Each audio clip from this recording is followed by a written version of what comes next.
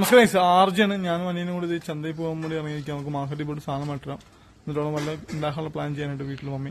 അപ്പോൾ ഗൈസ്, ഇത് മാർക്കറ്റിൽ ചിക്കനൊക്കെ വെക്കുന്ന ഒരു കടയുടെ ഗോഡൌൺ ആണ്. അവർക്ക് ഇവിടെ വന്നതിന് ഇച്ചിരി കുറച്ച് സാധനം കിട്ടും, ഇറച്ചി കിട്ടും. ഗോഡൌൺ ഇവിടെ ഒന്ന് വാങ്ങാൻ വേണ്ടി വന്നിരിക്കുകയാണ്.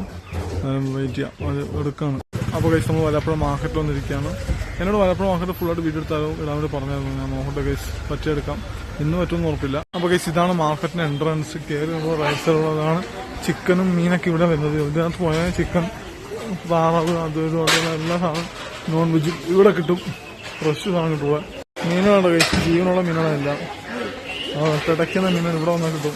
വലപ്പുഴ മാർക്കറ്റിൽ വന്നാൽ പിടയ്ക്കുന്ന മീനൊക്കെ കിട്ടും. പുളി മീനുകളെല്ലാം നമ്മൾ വീട് മാത്രം എടുക്കുന്നില്ല. ഞാൻ മീനൊന്നും വാങ്ങുന്നില്ല, ഇറച്ചി ഓൾറെഡി വാങ്ങണം. അപ്പം മീൻ വാങ്ങേണ്ട ആവശ്യമില്ല. ഇവിടെ തന്നെ കടൽ മീനും കിട്ടും, പുഴ മീനും കിട്ടും, എല്ലാ മീനും കിട്ടും.